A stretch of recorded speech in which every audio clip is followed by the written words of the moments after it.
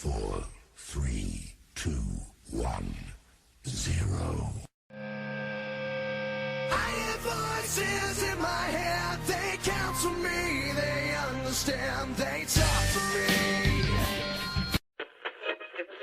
Ooga chaka, ooga, ooga, ooga chaka. Phenomena. Tiptoe through the tulips with me. You are about to experience the awe and mystery which reaches from the inner mind to... This one's explosive. Oh, it's time for truth to unfold and trash the lies that you have been told. Our words will shower and empower, so soak it in, the whole TSR hour. You're listening to Talk Supernatural Radio, where we bring Supernatural 411 from the U.S. to the U.K., up north to down under, Rhode Island to Easter Island, from the outback to the front door, even through Upper Pigpen, North Carolina, to Slaughterville, Oklahoma. And if you're listening, you are right where you're supposed to be. Well, welcome, my brave and intelligent para-companions. We are Scott. You gotta let them hear. Personalities expressed on this show are those solely of TSR and do represent who we are and what we believe. If you don't like satire, if you find rabbit trailing annoying, if you don't like to laugh, if you can't handle the truth, do not listen to this show. We are not responsible for your nightmares, denial issues, bleeding ears, or annoyance. I can't believe you just did that. You have to let them hear the disclaimer. Why do I always have to do things in your order? Why can't it be my order? You have to do my order. Me, my. Why does it have to be about you? Because you need a disclaimer. No. If you don't get a muzzle, you get a disclaimer. I wanted to do my thing first. You can't. You have to do a disclaimer. Well, I'm going to go back to where I was before I was so rudely interrupted. Welcome, my brave and intelligent para-companions. We are Scott and Heidi Linden, supernatural investigators in life, podcasters on the mic. We strive to give you a glimpse into reality and cast light on the darkness to uncover the deceit of our world. We've got news, facts, experiences, and stories with laughs and words to live right by, my children. And we're a little late tonight because we have such a good podcast. A lot of technical difficulties. Actually, difficulties in general with getting this thing together last minute. Actually, I got myself stuck on the clapper. No, he did not. No, I didn't. Ew. We had technical difficulties. That's horrible. Get in more tummy. Yeah, never mind. Well, usually when we have problems like this, that usually means that we're going to have a good, truthful podcast because things never go right when you have a really good, deep conversation to go. And we knew that was going to happen. Things are going a little too smoothly. Yeah. So tonight we're going to talk about spirit communication, why people do it. Is it possible? Are there dangers? So we are live. If you guys are listening, you can hop on to chat with us or visit our website at tsradio.net. And we have someone in chat right now. Let's see who it is. Who is it? It's Paratruth Radio. Hey! Oh, we were just going to talk about them, too. They're listening live this week. Wow, that's rare. Better than listening dead. He's not going to be able to live. I can't even talk. That was funny. Oh, because Sunday. Sunday. Paratruth Radio is going to be airing our episode. We did that with them a while back on Aleister Crowley. And that was a really good episode. In fact, fun little fact, not really fun, but fact. I had such a spiritual attack during that podcast. Yeah, I seen your head spin around. No. It wasn't good. No. But at least you knew what was on your back. But I ended up in the hospital, in and out of the hospital, back and forth for a couple weeks, 3 weeks maybe. And then I've been doing fine since then because that was back last October. But it's just ironic that they're doing it this Sunday, and I've been having the same heart issues this week. Isn't that crazy? So I think there's might be a little issue It's and curse. It's a deep thing, and they're going to play that one, and I don't know, are they going to kind of touch on some things there or whatever, but... Yeah. So it's crazy. Yeah, it's deep. But Sunday, if you guys go to Paratruth Radio, you'll be able to hear our podcast with them on Aleister Crowley, and it was a really good discussion. I know that, it's a serious topic with him, but it's informational, but we did have a lot of laughs on that, too. So it made for a good discussion, all his weird stuff. So TGIF, you guys, if you're listening with some kind of smile for your day, good. If you're not, then that sucks, and you got to go do something that's make you happy. But for now, you got to listen to us, because we've got a really good show for you. We are going to do some stuff. Of course we got a really good show. Like we don't have a good show. Oh. Come on. I'm on the show. How can it not be good? Oh, God. It's going to be a deep discussion.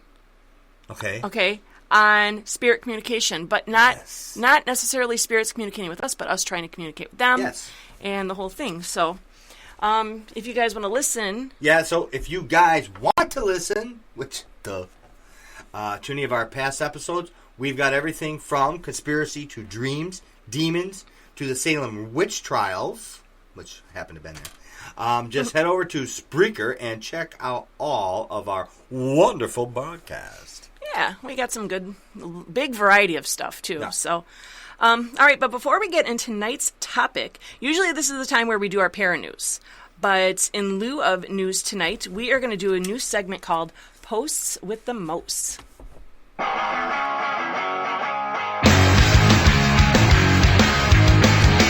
wanna be an American idiot. Don't want a nation under the new media. And can you hear the sound of hysteria? It's going out to idiot America. All right, so you remember that game Telephone, right? Where you would say something, whisper something in somebody's ear, and then they would tell the next person. By the time it got down, it like totally changed. Changed, right. Yeah, and that happens a lot on social media with postings. Someone will post something, whether it's a personal event, an opinion, a news story, and then other people will comment. And then sometimes people like your posts, Right, and sometimes, well, they don't. Right. And then it ends up getting... I stay off social media. It gets off topic, and so what we're going to do... It gets off topic, or it's read, not read right, or and it gets all messed up. They thought you said this, you said that, and didn't you mean this? Don't know the attitude in which it was said or how it was said. So people are like, oh, that was rude. You're thinking, well, that wasn't rude at all. So, yeah. Yeah, so what I'm going to do is, and we're not going to do this every week, just once in a while, but I thought we could do this. So what I did was I went on a site where I could read some posts, and I copied, these are actual real posts, a conversation. The story was that there was this video posted about a judge, and the judge was actually going off on the killer that had... they got convicted of the murder, and the judge actually went off during the conviction. So after you watch the video, people start commenting below. So Scott and I are going to read it as if we are these people discussing this. It may not be perfect, but... because we're not actors, you know. We're not actors. Okay, you ready? I'm ready. Good for him. We need more judges like this. The courts are too lenient, and that's partly why we have so much crime, and repeated crime. Well, if they didn't have the electric chair in that state, she wouldn't fit in it.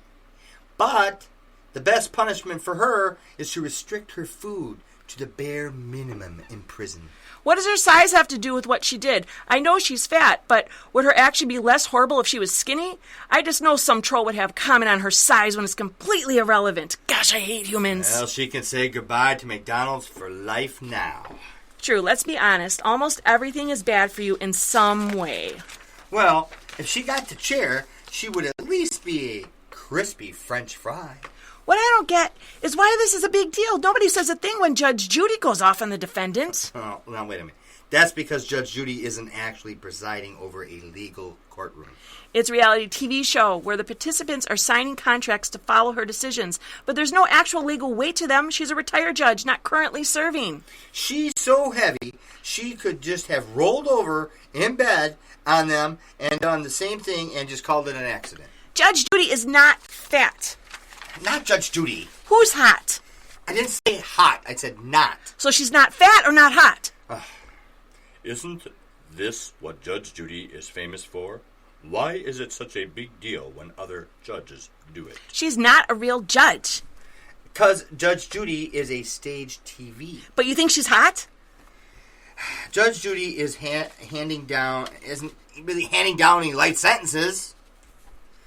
Now, maybe they meant hot as in mad. Oh, okay. Well, then they need to talk like it's 2016 and not the 70s. I never said she's hot. Judge Judy's in her 70s? She's 73. No wonder she's not hot. Forget it, people. None of this has to do with the story or the original posting, or you don't even know what I said. So here you've got this serious situation where this judge is handing down a conviction for a murderer, and these people have to get into her weight. They have to get in the fact that she's not hot. Is she hot? Because they misconceived. And there are some... Actually, I had to take out some of the things that were said because it was pretty bad. It was pretty serious, yeah. But it's just funny. And in a way, this is sort of like what we are discussing now about spiritual realities, because what happens is you start with the truth, and then you get 2 or 3 people involved, and then they have different opinions, and it gets spread, and next thing you know, what's really truth isn't, and they get off topic. They call that religion. Yeah, exactly. It's religion. Yeah. It's religion. That's exactly religion. it. Well, you have the truth, and then you say, well, what if we do this? Hey, that's a good idea. Let's add this, take away this, subtract that, add this, correlate that, give this guy power and control, call it this and that, have a new name, wear a robe, and we're there. Well, and that happens all the time. Well, it's no different with spiritual truths. Well, it's no different with spiritual truths from religion to those metaphysical books. Yeah. But people are just forming opinions and beliefs off of what other people say rather than personal experiences and research like we do. Right. Because I'm always right. No, that's so just not ask true. Me. Ask me if I'm right. No, you're not right. I'm right. No, you're not. You're wrong. In fact, you're wrong about this very thing. You're wrong that you're always right. No, what? Yeah. No. I'm your wife. I can't agree to that. No. So, and that's what happens, like you said. And we're here to sort of break down some of these truths on communicating with spirits and everything, because a lot of people don't know our past and stuff because maybe they just started listening instead of, way back when. But we've done all this stuff. We've communicated with spirits and things like that, and we've learned a lot of stuff. So, tonight we're going to talk about the techniques. There's no Heidi, there's only Zool. Oh, great. Techniques, misconception, and deception when it comes to communicating with spirits. So just a little bit about my story. I began seeing spirits when I was like 4 or 5, and just that alone raised a curiosity and interest. So I started speaking to these spirits, and then by the time I was 8, they were coming to me, but they didn't speak. So I began speaking to them. I started seeking them out. So see, it turned a little bit. So they came to me and were speaking, and then so they got you, drug you in. Exactly. You in.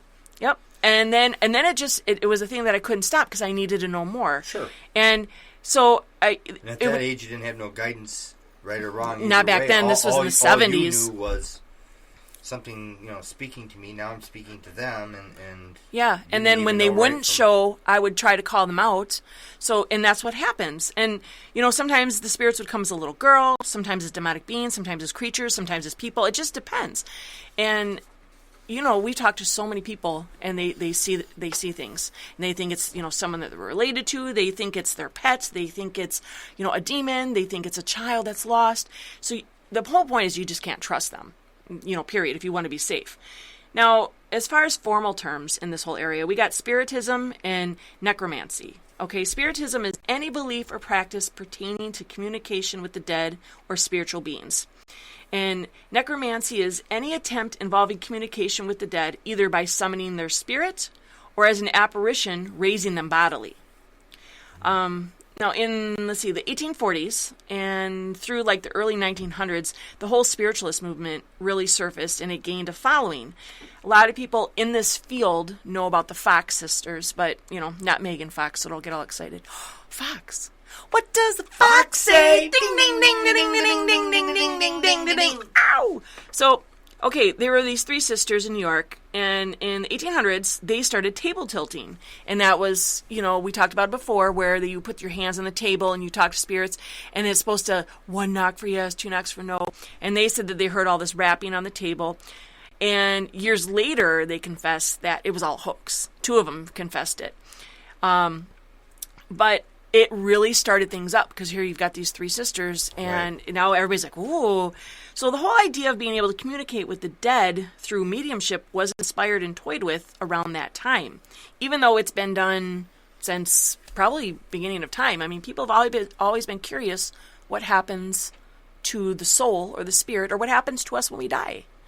Now, when they were doing this, it just was on the brink of photography. I know it sounds weird, but just getting a camera. So those new technologies of that area, which was mainly photography, it was used by spiritualists to establish contact with the spirit world. When Thomas Edison came in and you had more audio, the popular science magazine that you just took away from me that I can't see, Scientific American, I didn't know the name of it. You took it away. They flat out asked Thomas Edison if his inventions could communicate with the dead. So that was actually a topic on the table. Like serious. He's a scientist. And he replied that a sensitive recording device would provide a better chance of spirit communication than techniques mediums were using. So he's more or less saying, ditch the tables and let's start using this audio. Wow. So no wonder they started doing EVPs. Thomas Edison said to. Right? Yeah. Now, is he the guy that got electrocuted? No, not electrocuted, but the lightning? Stick to what you know. Oh, that's Ben Franklin. That was so way before that. The light bulb. He invented the lightning. A lot lightning. I know. Okay. The light bulb. Right. Just, and a lot of other stuff. Can you just stick to the program? Okay. Just give me the check. Just give me the check.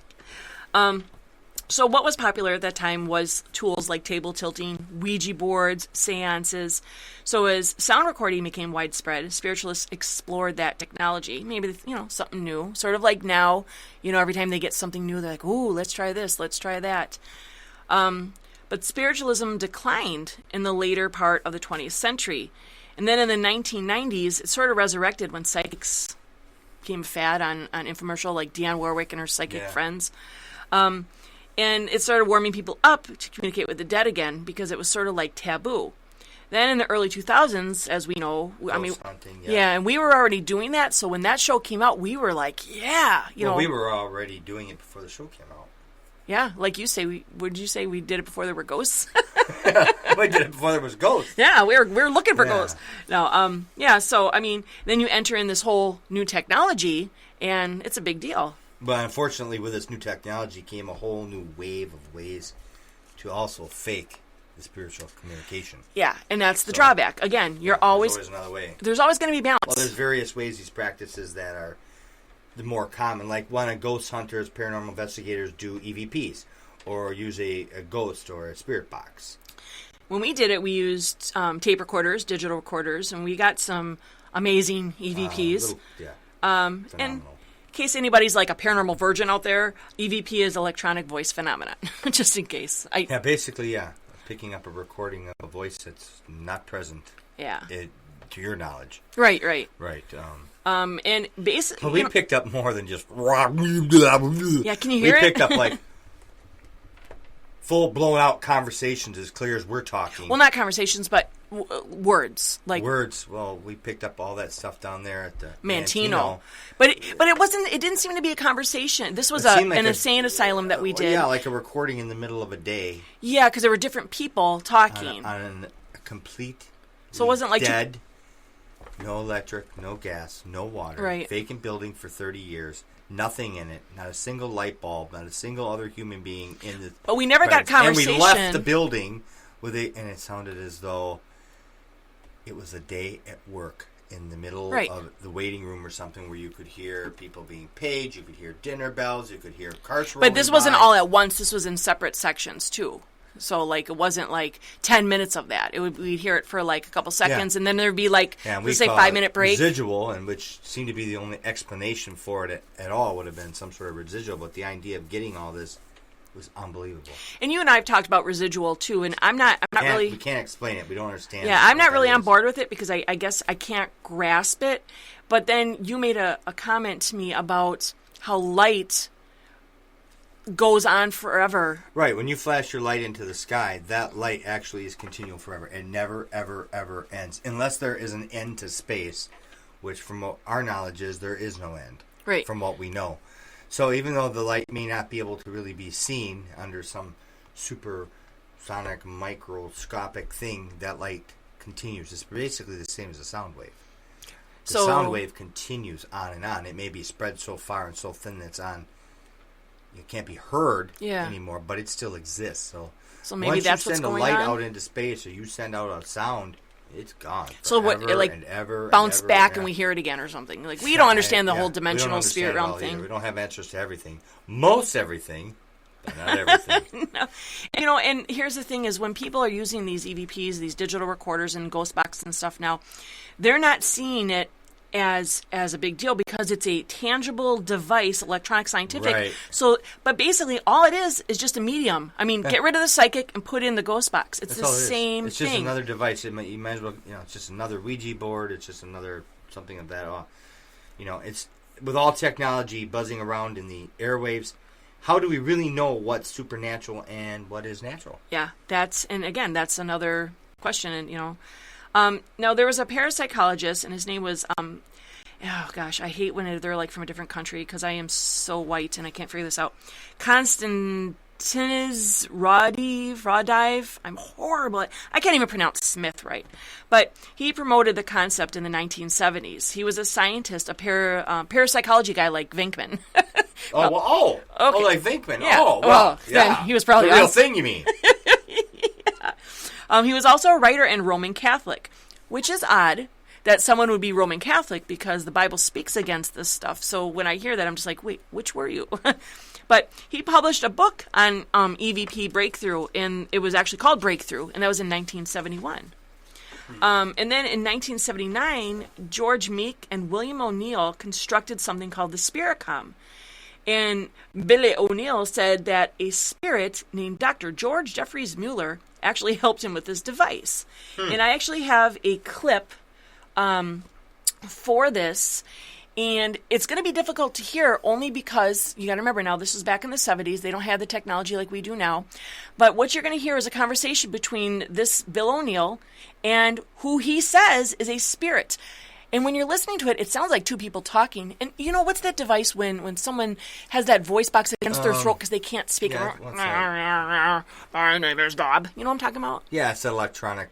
Voice. Picks up the vibrations of the larynx. And that's what this sounds like. So take a listen to this. And now, before you play that, because I've heard this, what are we hearing then? What he heard, or is this a device? He actually would communicate with this thing. He said he built this device, and he was actually communicating with the spirit that told him how to make this device. So they're having a conversation like you and I.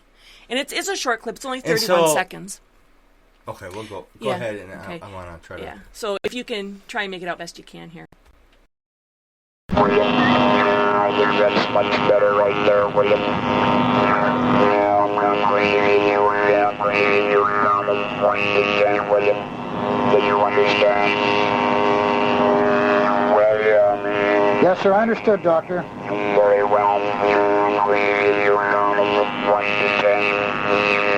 1, 2, 3, 4, 5, 6, 7, 8, 9, 10.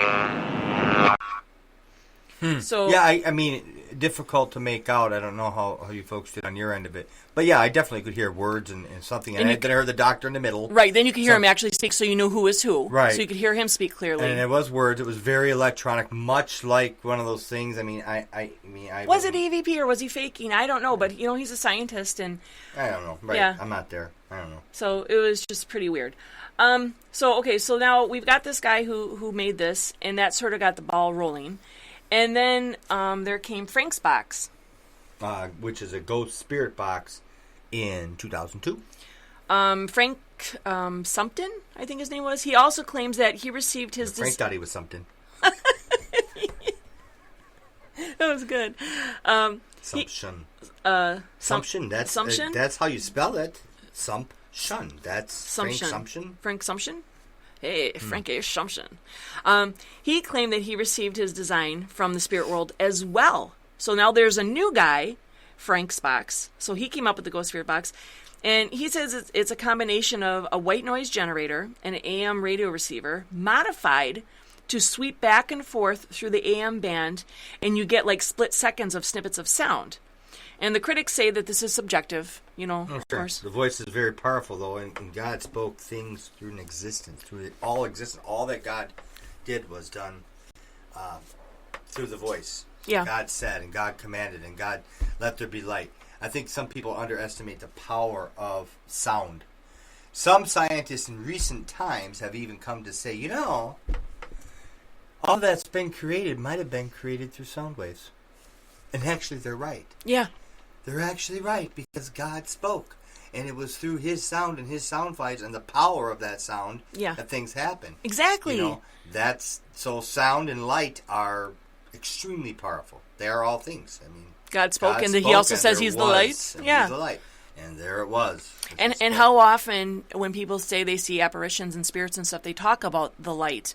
But then obviously when they see something dark, it's darkness. So you can distinguish. And I've actually talked to people who say, get really upset and offended that I consider a dark entity evil.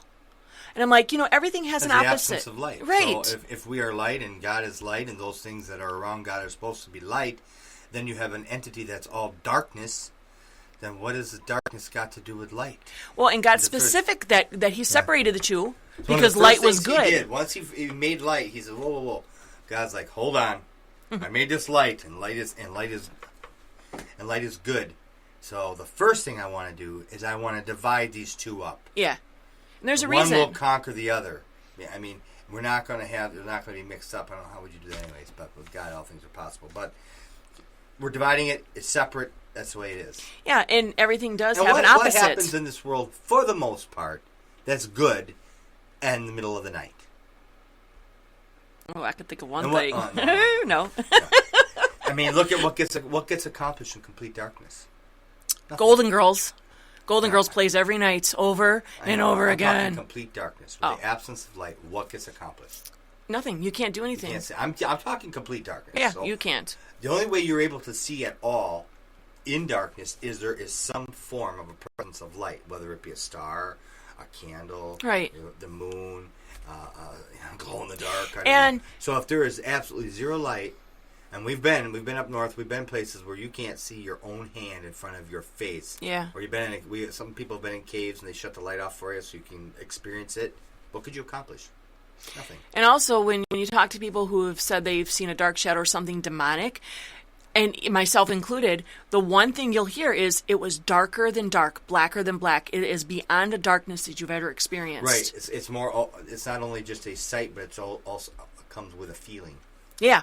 Oh, yeah. You can actually feel the lack of light, or the darkness, or the coldness, or the absence of something that you're used to feeling with something you see, or only maybe the knowledge of not feeling that thing with this dark shadow or whatever it is. It's like whatever is going on with, let's say, that shadow feels different than everything else I ever look at or see, and something's different about that. And that's why these bad, evil spirits love to come through EVPs and stuff, because they won't have to show themselves. They can come through, they can manipulate their voices and stuff. Much more easier to manipulate. God does tell us that the adversary is the prince of power of the airwaves. So it's more than possible he'll use this technology. Why not? Yeah. And, and then there's natural ways of spirit communication, too, that people try. So, people tend to forget that, like, I'll get in conversations with people about the Ouija board, okay? And they say, oh, that thing's fake.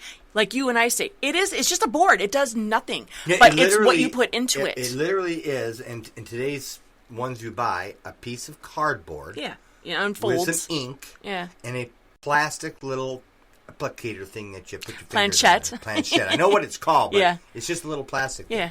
That's it. That's realistically, that is all it is. Well, you can put your stuff, your energy into anything, and it's a tool.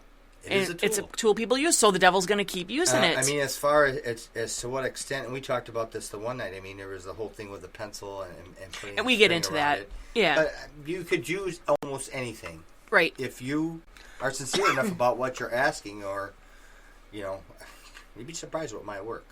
Well, many people know that attempting to communicate with spirits goes way back. As far as channeling and clairvoyance and mediumship, it's often attributed to the Egyptians, because we know they were, like, obsessed with death and the afterlife. But they built temples and they built thrones to gods. So they didn't necessarily consider that a spirit of a dead person, but they did also build things for the dead as well. And when someone died, they mummified them because they thought they were going to live on and stuff. But archaeologists have also found that all primitive life has attempted to communicate with the dead. So it's not obviously just Egypt and stuff like that. It is even the little island called Bora Bora Bora in the middle of nowhere. Bora, 3 words? Yeah, because really little. Well, yeah, because we know Bora Bora, but this is Bora Bora Bora. No one knows about that place. Like Bora Bora Bora 2 or Bora Bora 2. Yeah. Okay. Times 2. I'm really bad at math. Yeah. So even those people who have never had communication with anybody in the natural world, they still have the same instincts as we do, that we're more than physical bodies, that we are, spirits. That's a good point, that we are more than physical bodies, and they just know that there seems to be, even without the knowledge, there just seems to be more. And see if you agree with me in this, that the people who aren't interested in the paranormal, or maybe not a believer in a spirit, these are the people who are so immersed in the physical material world. They've got everything, they're busy, their cars, entertainment, and they're sucked up in the physical that they're not even thinking about spiritual. No spiritual aspect. But poor people like us, we're hanging on. Get them tea leaves out.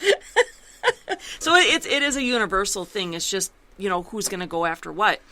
And with EVPs and audio and stuff, there are concepts of fraudulence and spiritual dangers. Sure. So that has put the kibosh on it back then. Well, it's the same theories exist today, just in a lot of different ways. Yeah. A lot more ways than it used to be. The Bible even tells us that, there is no new sin. There is no new sin. It's true. I mean, you can go back to Sodom and Gomorrah and see the sin that whatever, but there's no new sin. Yeah. There's just more of it, more creative ways of doing the same sin. Murder's still murder. Right. Just because you found 100 million different ways of killing somebody doesn't mean the result's not the same. So, and the same thing with conjuring up the dead. Just because it's still the same thing. You're still conjuring up the dead, or you're calling in spirits, or you're doing this or that, but it doesn't change the fact that you are still doing the same thing. You might be using a different tool. Right. And there's no reason, there's no book telling you there's only certain tools. Who came up with that idea? Well, yeah, people have Ouija board apps. They have Ouija board online now. I mean, Ouija board has been around for how long, too? Ages. Oh, yeah. And Yeah, actually, we're goes going way to... back. I think we get a tiny bit into that, but I think... Didn't we did a whole episode on Ouija board maybe way back when? I think we did. Way back when.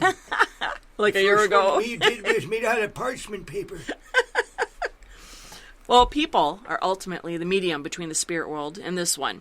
And they interact with us and we interact with them. But like I said, we're just so, well, not us, but people in general are so into the physical world that they usually don't recognize it. It is our faith that creates that bridge. And we talked about this. There's a story in the Bible about a woman who she had a sickness, and she reached out to touch Jesus when he was walking through the crowds, and she touched the hem of his garment, and there were so many people around him, but he felt her faith. He didn't feel the touch of the hem of her garment. She touched him and felt the faith. Right. So, and then through that, everything changed. So I'm wondering if it's the same with demons, with unclean spirits. Do they feel our faith too, or lack of? Or faith in them. I mean, the way I seen that scripture, or as it came to me when we talked about it a couple days ago, was she touched his garment. Now, he didn't feel the touch of the garment, physical touch, but he felt the removal of something from him. Felt almost like a realm jump. She entered into a place of faith that he, because of who he is, able to feel and sense that you've just entered into my realm. Yeah. And I feel you there, and you've taken something from me, which was okay. And I think he was happy with it. And he was happy with it. And I think, this happens in our conscious, our subconscious, when we're under medication. You can enter into realms that you may not be aware of. Yeah. And do things you may not understand. Exactly. And I think when you start calling on things, you're calling into a realm that's there. We know that the adversary goes to and fro, in and out of the earth daily, all the time. Because the Bible says so. In and out, all over the place. Mm-hmm. So I didn't see him today. Did you? No. There's supposed to be millions and millions of fallen angels, and as well as millions and millions of even more good angels or whatever. Mm-hmm. Well, supposedly they're here. Did you see them? I hadn't seen today. I didn't see them. So, but they're here. They are here, and there's realms, and people, I think, can enter into these things when they're in the right place. So they, I think that a lot of people, when they're doing these EVPs and stuff, they think they're contacting a spirit of a dead person, and a lot of times, if not all, we're still not sure of this, these EVPs that come through can be demonic, deceiving to start that faith up. I mean, it happens to everybody. Yeah. And now there's different tools too that people use besides like Ouija boards and EVPs and stuff, because they, like I said, they think it's the tool and not them. And the most famous is the Ouija board, or other spirit boards were made even before that, because it was marketed back in the 1800s, and they marketed it as a game and suitable for all ages in the 50s. Isn't it weird? I mean, with all the rules and things, the way people needed to dress and be careful on how they talked in church and religion and all the different things that were going on before the 60s at least. Yeah. How things were, to think it. But they were able to make a game like this that Talk to the totally dead is something you're not supposed to do. Family fun night, talk to the dead. Yeah, they show the little family and the dad. Oh, Yeah. looking at the kids. Oh. Exactly. And little sister Sarah with her head spinning around, blood, pea soup, all the whole thing. Anyways, but spirit boards were even before the Ouija board. And then people actually have made homemade boards. I know when I was doing all this occult stuff back in the day, I made my own homemade board. And then recently, the whole Charlie game with the pencil and the paper, like you had mentioned, the yes and no. Right. That's just another form of a Ouija board, Well, just is. homemade.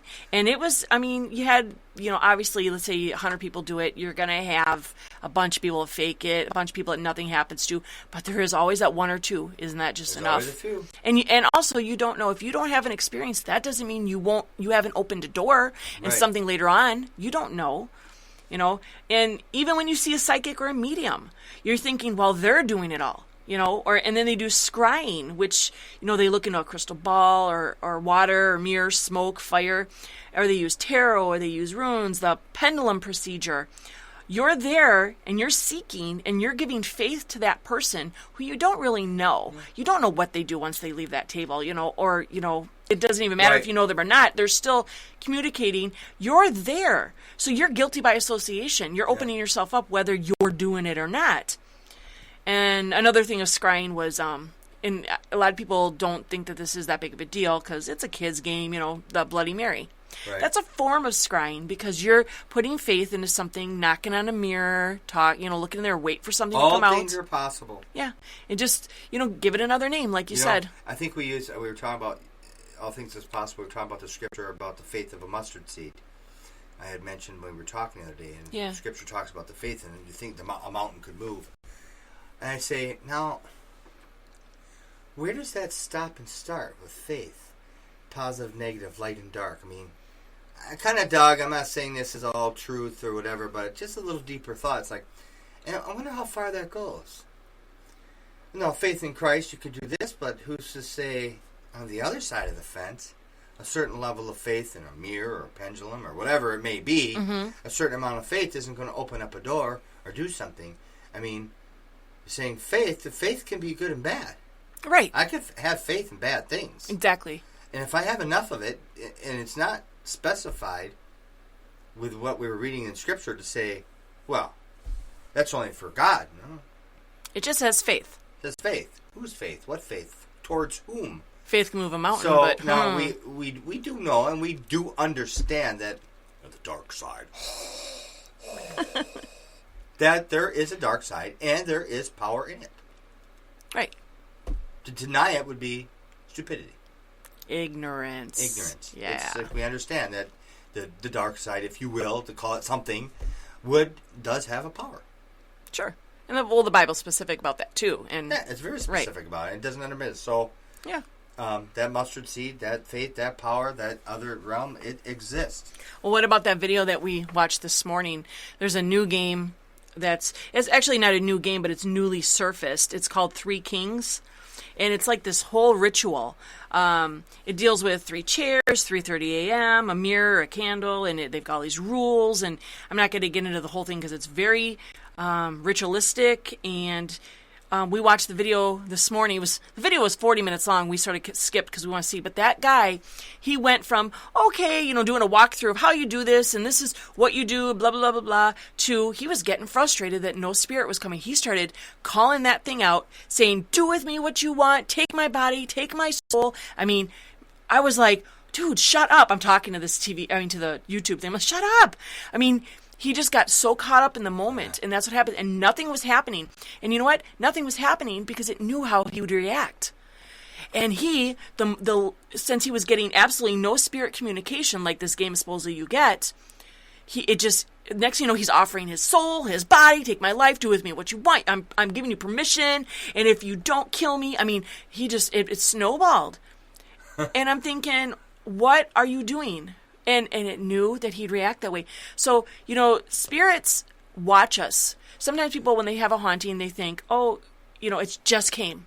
No, they've been lingering. They've been watching you. Yeah. They don't know your thoughts, but they know your actions by what you do. Right. They hear your conversations. Sure. They know what your weaknesses are and what and so... And they've been around a lot longer than you, probably. Yeah, exactly. So they're smart. We go back to, Satan, he's been dealing with mankind since the beginning of mankind. He knows how to deal with you. Yeah. So you have to be very careful what you're dealing with. Some of this other stuff, you don't know how old or what's going on or where it came from or its extent, but you're just playing with fire. Right. So now how about automatic writing now, or going into the extreme of meditative states or trances, which, I often put myself in a trance. Often. You do? Yes. What do you trans? I like to be a trance. Yeah. What do you do? Huh? Transit. A transit. Transience. Become transient. No. Well, you're basically, when you're doing that, you're allowing spirits to control your mind. Automatic writing, you're inviting a spirit to control your body parts. You control my arm, control my mind, so I know what to write, or I'm going to shut down my mind, take me over. That's what it. I think people have to understand is there'll be people who've never experienced any of this stuff and say, this is all crap, this isn't real, you people need to get a life, blah, blah, blah. And we've heard from you people already, so don't bother doing it again. But the reality is, we've seen it, I've witnessed it as factual information. I've seen the automatic writing, I've seen Ouija boards work. When I used one once, when I probably shouldn't have, I didn't know, I was younger, and I've seen things that I know are real. Right. I didn't believe him to start with. Yeah. I believed him after the fact. Yeah. I mean, you say pigs don't fly, and all of a sudden you step outside and you see a large pig with wings flying past your house. Really, what are you going to say? To say it really is a pig, too, and it's not a joke. I mean, are you going to deny it? That is not a pig. You can see it. They will. You're watching it. It's like, you idiot, look at the pig. That's an evolved bat. Yeah, I mean, it's like, just call it what it is. When you see someone, if you've seen somebody using a Ouija board, you use a Ouija board. And the time I told you, and this was before I knew truth or any of these things, that I used it, I had never used one before. The girl that I was with, I had grown up with since I was in kindergarten. And I wasn't 100% sure if she was telling the truth. So I had somebody else come and help me, and I knew they weren't messing around because they were freaking out. The planchette was leaving our fingers ahead of us. Yeah.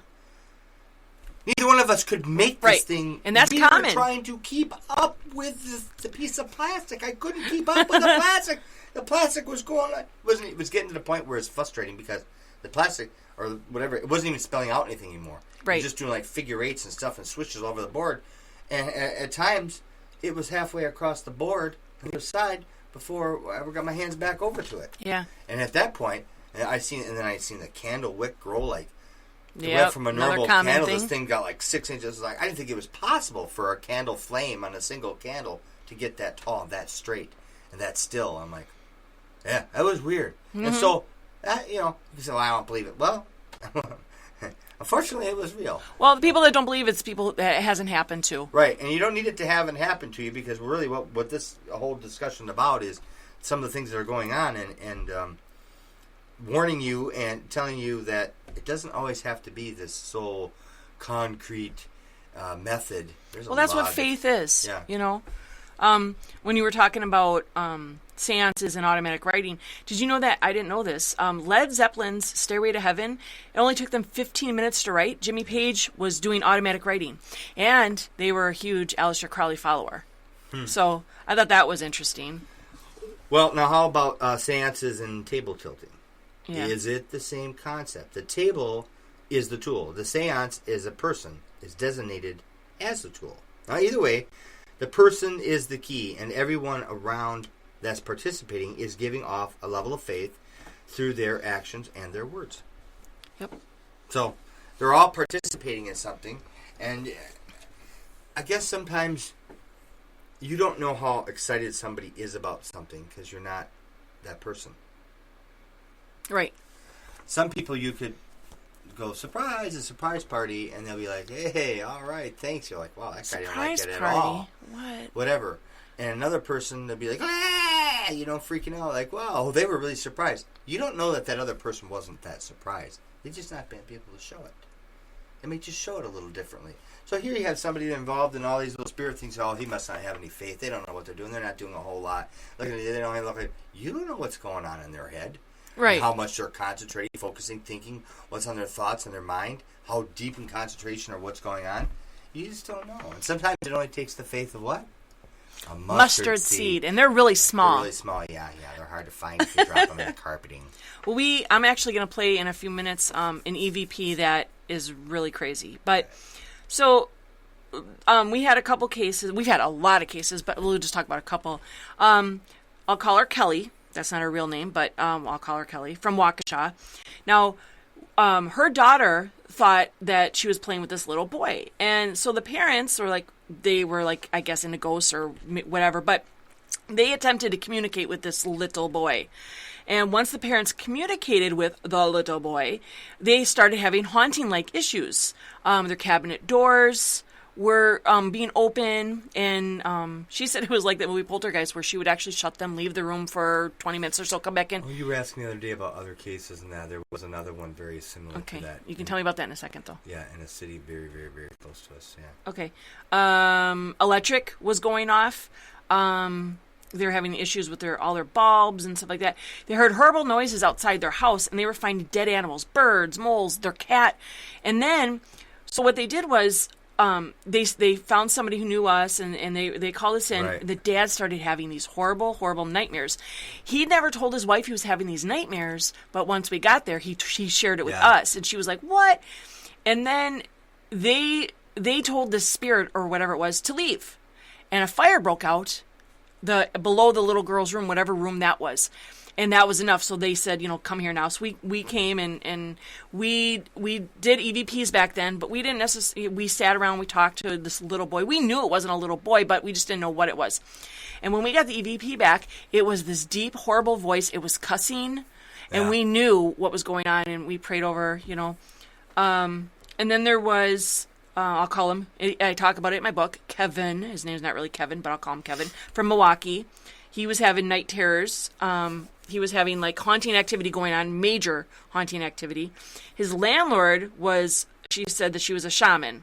So she had all this experience or whatever. Was a woman? Shaman. Now, she attempted to speak to these spirits and talk them down because she had experience with this stuff. Whether it was one or more, she could do it. Well, things just got worse. And, I think we've talked about this story, but he was being physically attacked. Oh, yeah. The haunting just expanded, and that was when whatever spirit was there entered me. Yeah, then it entered him. I seen it enter you. And he was convulsing, we had a wonderful night. It was crazy. So, thing is, when you think you know something, it doesn't mean you do. But whether you're right or wrong, why risk it? Just leave it alone. Yeah. What was the case you were thinking of? It was a very similar one, and it was in a city nearby. We'll call these people Peoples. Okay, the Peoples. The Peoples had a similar thing, and they had just recently bought in this large house that needed a lot of work. Remember they had the pentagram or something in the one room? No. On the floor, painted on a back room floor. Was that the one I did not go with because I was sick? No, you were there, I think. I think pentagram. Maybe not. And we had seen these people a couple of times, but they had the problems that she would leave. She'd find her cupboards all opened up, food out on the thing. No, I do Stuff remember. moved around, and it was happening non-stop. What do you think the pentagrams? It's not a design. Well, they bought the house. They didn't put it there. Oh, Yeah, okay. They didn't put it there. It was there when they bought it, and then they had heard stories that the kids were doing, ritual things. Whatever they're not, they didn't really know. All they know is they bought the house, and they were having continuous problems with the electric, gas issues, furnace issues. And some I of that do stuff's remember all that. explainable in an older house, but she'd say, I would open cupboards or close cupboards, walk out of the room, go to the bathroom, come back, and I'd have cupboards all wide open. Every one of them wide open. This It's is where you being a contractor comes in handy because you can check all these things, the electric, the cupboards, so you know what's what. Yeah. So, I mean, sometimes it's not always as blatant as a pentagram or an EVP of You get a pretty good idea, too, when we get to people's houses, as far as we can usually tell by their demeanor, their attitude, what they're telling us, and what they expect. Right.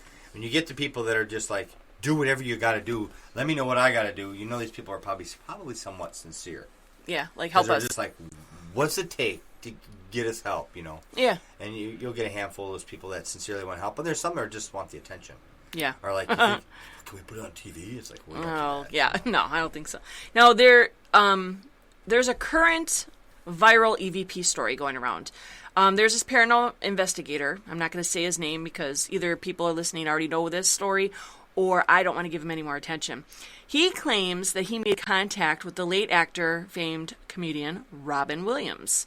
Now, I guess what I want to say is I listened to this as a 100% skeptic. Okay?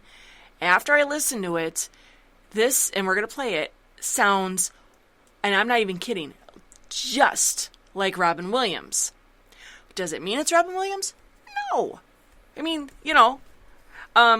so on August 11th, 2014, this paranormal investigator said he was using his spirit box when he had heard that Robin Williams passed. So he decides, while I'm doing it, I think he got a text or something during it. So he just, while he was already doing it, started communicating with Robin Williams, supposedly. Now, when he posted this, all these comments came onto his post. Now, some were saying it was in bad taste that he would try to communicate with Robin Williams right after his death, and some were just straight up believers and ready to talk to the next dead celebrity, So I'm going to play the clip, and what you guys are going to hear is they're in sections, okay? Uh-huh. The first thing you're going to hear, and I don't know what he's saying, you're going to hear him asking a question, and you'll hear what sounds like the word well or whoa. I don't know what it is, and it's 3 times. And then this guy asks if Robin's with the Angels. I hear a slight yes, but I don't know. And then you hear the F-bomb 3 times. And then you hear I must have got it wrong. And then you're going to hear another part where people are talking because they're setting up to do a ghost box session or whatever. So they hadn't even really started. And one of his guests there said, hey, can we try to communicate with Robin again? And then you hear Robin, supposedly, respond, I'm dead. And it's not just, he has a distinct voice. So it's interesting. So I'm going to play this clip and you guys tell me what you think.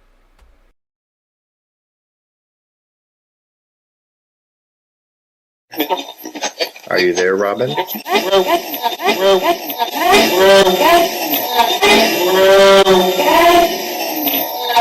Are you with the Angels, Robin?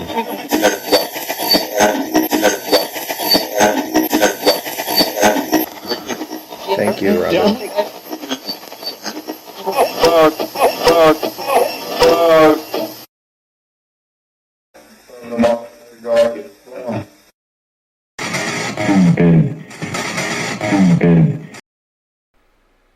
So, now, this is the first time you're hearing these, right? Yeah, I have a different opinion. Do you? I want to hear First it. time I've heard this. Okay. Just so, for all you true fans of SWL. Oh, Lord.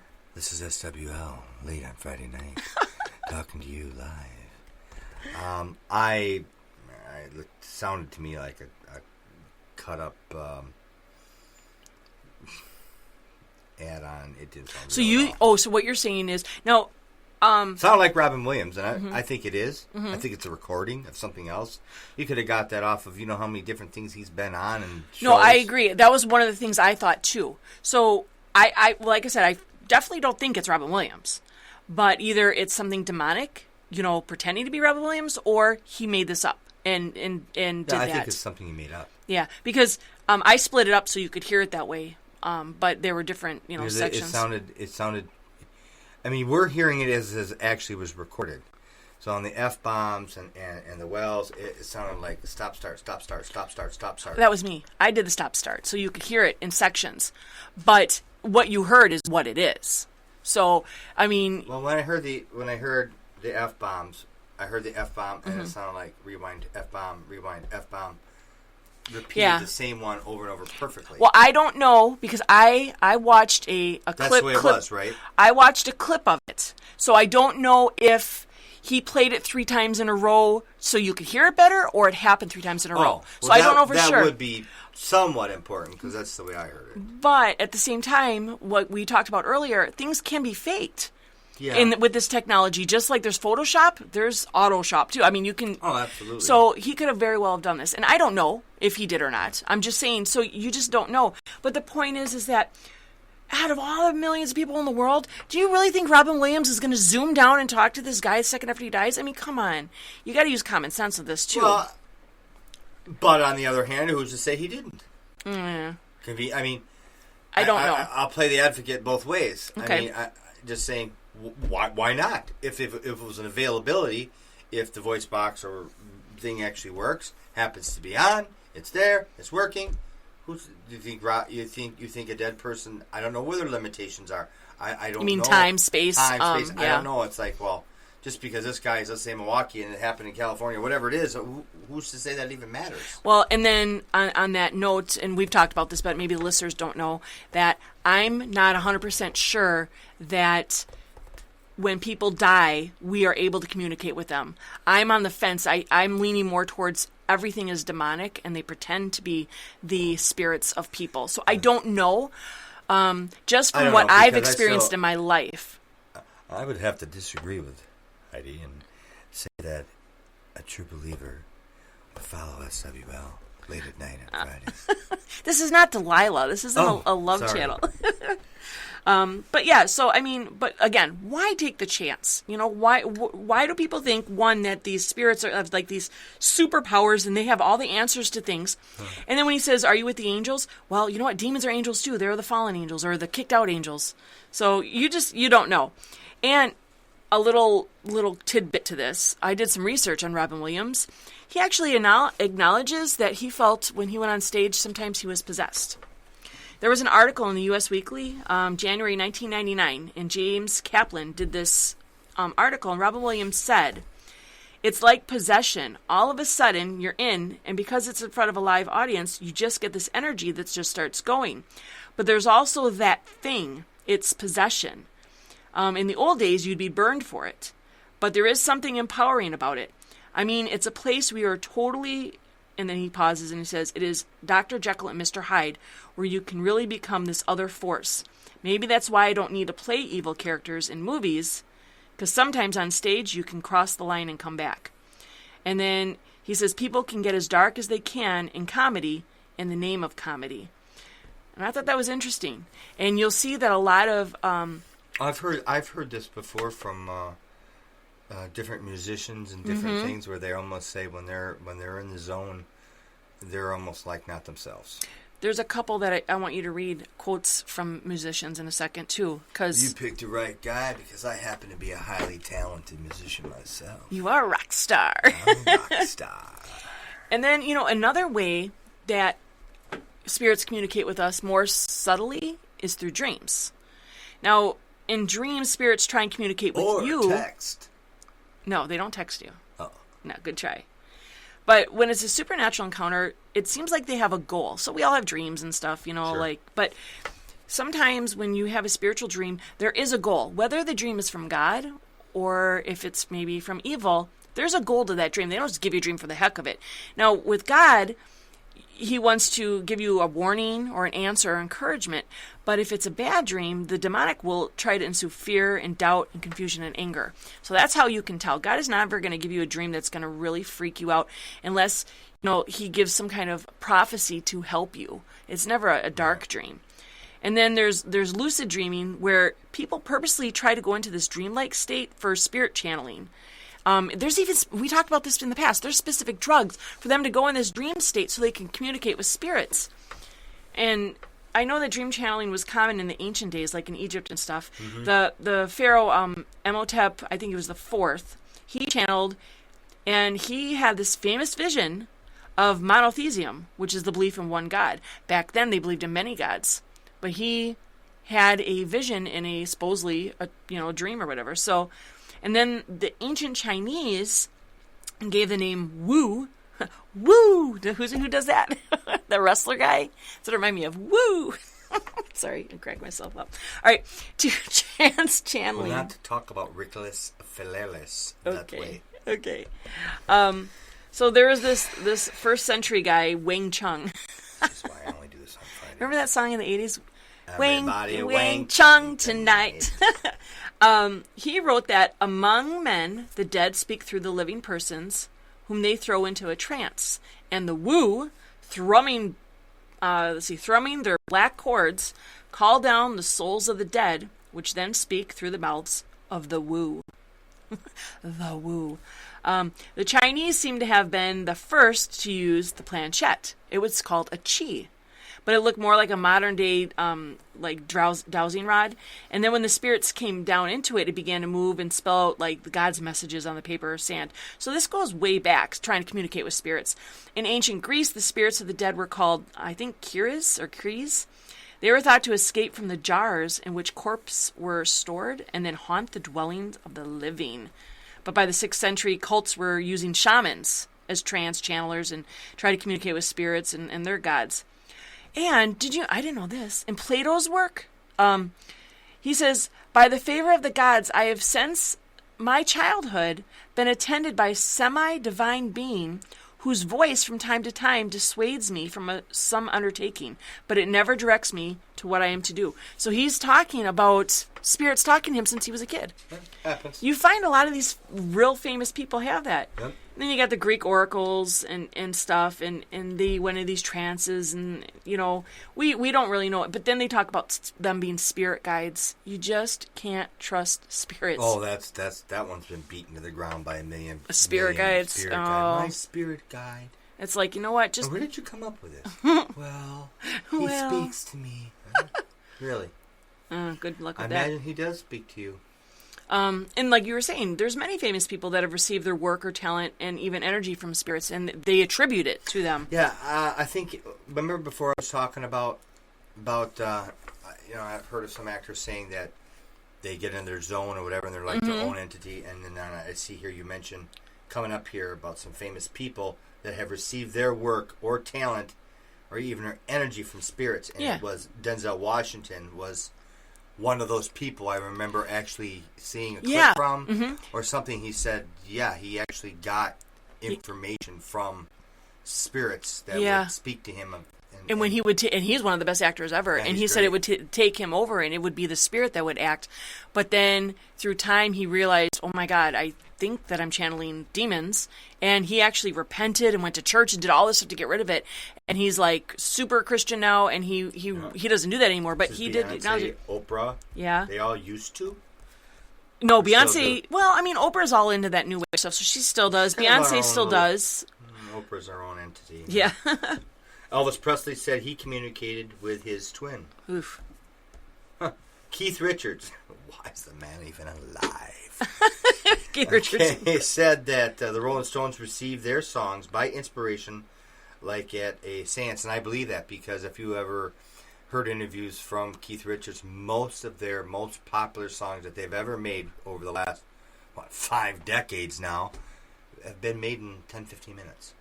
That's weird. Yeah, most they could sit down and literally come up with just a couple little notes on a guitar, a strum, a lyric or two, boom, write an entire song, and there it goes. Forever. Oh, there it is there. So it takes, sometimes it takes a little help. I mean, let's be honest. I mean, Rolling Stones happen to be one of my favorite bands, but as far as musical talent goes, none.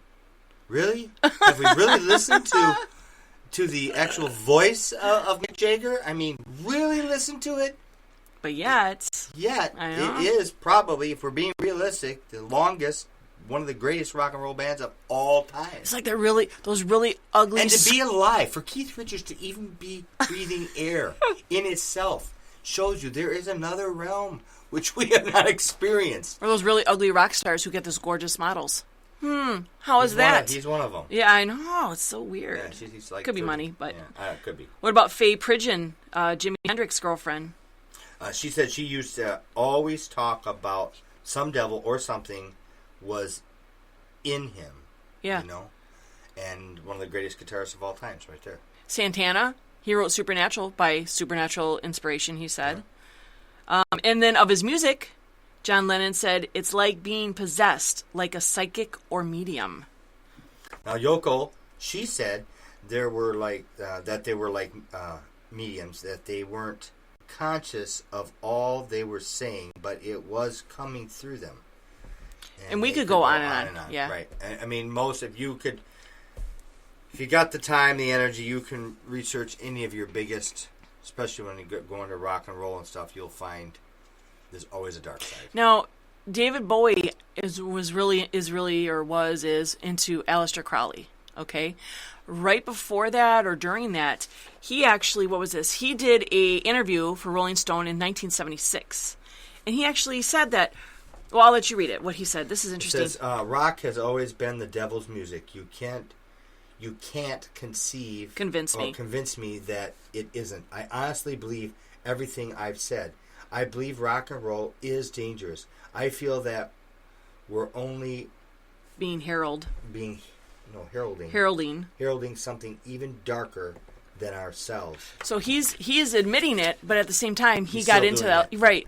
But he's, well, it becomes, I mean,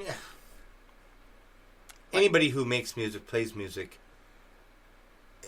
there's music in itself has a power of its own. Well, wasn't Lucifer Lucifer before he became a fallen angel, his name was Lucifer, was the greatest, most powerful angel God ever created. Yeah. His job was to bring in the glory of God each and every day, which when you start to research all that glory of God and what he did on a daily basis, he was the music director. So he's going to use music. He brought in the angels. He formed them together. He brought in the glory of God through music, praise, and worship. On a daily basis, he had the most important job in all of heaven was to organize and construct and put together praise and worship time towards God. Would make sense. So, the airwaves, the music. We know, not everybody has to be a musician, but music will affect you. What race positive, you are, what kind negative. of music you like, it will affect you. Even if it's music you don't like, it'll affect you. You just don't like it. But it'll affect you. I mean, there's no doubt we've all had moments. We're getting on a rabbit trail here. No, it's not a rabbit trail. It's my trail. My trails are not rabbit trails. Rabbit trail. Your trails are rabbit trails. My trails are intelligent. Mine are WL late at night on Friday. My rabbit trails are short. Yours are long. Whatever. Mine are deep thought. They are. Right. That's true. That's it. Forget it then. I'm done. Well, I think the number one problem is that people think that they control the supernatural, that they can, and that they're wrong. You cannot. And they don't have solid facts for anything in the supernatural. Supernatural. We're natural. Mm-hmm. They're supernatural. Yeah, and we can't. It's just, you can make like conclusions and hypotheses, but that doesn't mean it's fact. So if you don't have solid facts for it, you're By going the time the Romans conquered the Greece, the Roman leader. What? Why do you no? I want to read this because you're going on a rabbit trail, and I don't even want to talk about your stupid thing. No, okay. They will go into this blindly. They don't know what they're doing. So that's the whole point. I don't care about what the Romans did in the Greece. I don't care. In the Greece. There's dangers to this. Like, you're inviting these spirits into your life. You're opening a door to who knows what. How many spirits are coming in? And this is we know this, it'll trickle down to your kids, your grandkids, your great-grandkids. Especially when you get teenagers or preteens. Oh, yeah, those hormones. Woo! Or little children, for some reason, too, they can be tormented. Yeah. With bad dreams and scared of things. Because they don't have the thing to shut it down because they're open to it. Know. And then other people in the household will be affected by these. Like kids will go go ghost hunting and do EVPs and stuff, and then they come back and bring it home and they don't know what's going on, And then, unfortunately, your soul It's not just haunting activity and paranormal activity. You're talking about like spiritual stuff for your Bible soul. warns you of it for a reason. It messes Not to up do your it. mind. It messes up your body. Exactly. It messes you up mentally, emotionally, physically, spiritually. It's crazy. So God says that spiritism and divination, necromancy are all abominations. So throw up. God will throw you up. He'll throw you up. So when he talks about abominations, it means he's going to basically vomit you out. And I wonder if maybe, people are like, oh, why would God do that? But maybe God will spit you out and throw you up because those unclean spirits are attached to you. And he cannot accept that. They've been Right. kicked out, you don't know. Yeah. Or they've laid their dark energy onto you.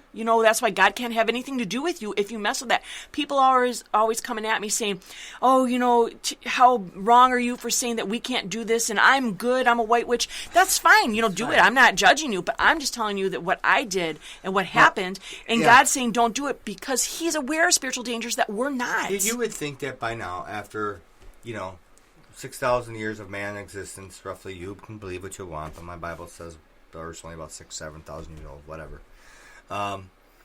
If we go through all that, you'd think by now we really should have it all dialed in and know exactly what to do. Yeah, but we don't. You'd think. So if you get warned by somebody, it's like, by now you think you'd quit having to tell Johnny to quit touching the stove.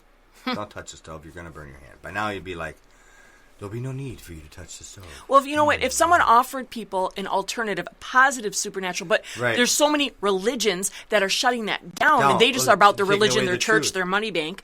But the Bible is full of positive supernatural experiences that you can work on. But people aren't being taught that or shown that. So they're trying to experiment. People do seek answers, and some of the people that are seeking the answers and going about it the wrong way, it's because when they, maybe somewhere in their life, they were involved in a church or a place or something of that, they were shut down. They were shut down for asking questions that somebody didn't want to give them the answers to.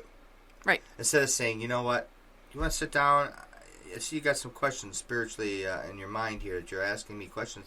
Let me show you a few things. We got kicked out of a church. Yeah, we did. For the same reason. For the same reason. So, understanding that it's man that has diluted God's word, not God. God's word's fine. Yeah. It's just fine the way it is. It's perfect the way it is. But Because it was spoke. it was spoke. Spoken. But when we start tearing it apart and adding on to it, and this man said this, that's what most people who are anti-God or anti-Christ or anti-religion is, because they've had a really bad taste with somebody somewhere along the line who have just tore them up. Yeah. Like, well, you shouldn't be doing that because you'll go to hell and this and that. And who are you to judge? It's true. Don't judge unless you want to be judged. You go. Yeah, That's because, right. And that, I'm very careful with that. Before I say something, I might, and if I see somebody going to touch the stove, hey, whoa, you're going to get burned. I'm not judging. I'm warning you. Right. You're going to get burned. And this is what we're doing in our little discussions, in our little podcast. Here we are warning you, telling you that, hey, these things, they do work, they can work, and they have worked, but not a good idea. Because we've experienced it. So we don't know. We don't have control. But we're not going to judge you if we've got people who call us and say, well, I've done this, and I've done that, and I've done this, and how can I ever get right with God and do this? And I'm like, let's not worry about yesterday. We're moving forward. Yeah. Yesterday is gone. Let's get rid of those demons now. Yeah, let's just move forward, and let's not worry about what you did. Let's see what you're going to do. That's Always moving forward. So stop talking to spirits. No more ghost boxing EVPs. They're dead. They're dead for a reason. They don't have superpowers. They don't have all the answers. Yeah, they couldn't stay alive, could they? All right, next week, we're going to have a fun one. We are actually going to be out of town because it is the 4th of July weekend, but we are going to still put our podcast out on Friday. We're going to pre-record. Yeah. But it's going to be a good show because we have so many emails, and some of them I did get back to, some I didn't. We are going to go over past episodes and with listener emails. So if you might listen and find some burning question you've had that someone else wants to know and they've asked, and we're going to answer. So everything from ghost to religion or dreams to personal questions about me and Scott. We're going to share hate mail, and we're going to share some great mail. So that'll be next week. So until next week, take the red pill and stay in Wonderland. We'll show you how deep the rabbit hole goes. Hey, this is Heidi from Talk Supernatural. You guys know I like to talk, right? So let's keep the topic going. Like our Facebook page, Talk Supernatural Podcast, and follow us on Twitter at TSR Parapod. Like us, love us, hate us, hit us up with an email. talksupernatural@gmail.com. Listen live on Friday nights and join us in the chat room. We'll make you guys part of the show.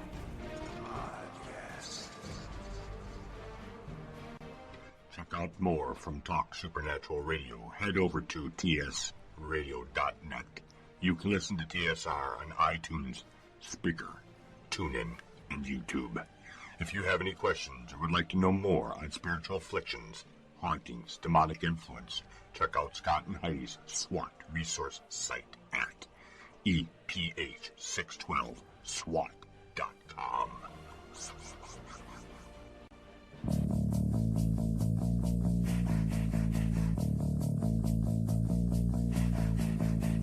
This world's a tortured place to be. So many things to torment me. And as I stumble down this road, it takes a toll. I need an intervention. But I can see it coming. Some things just can't be explained.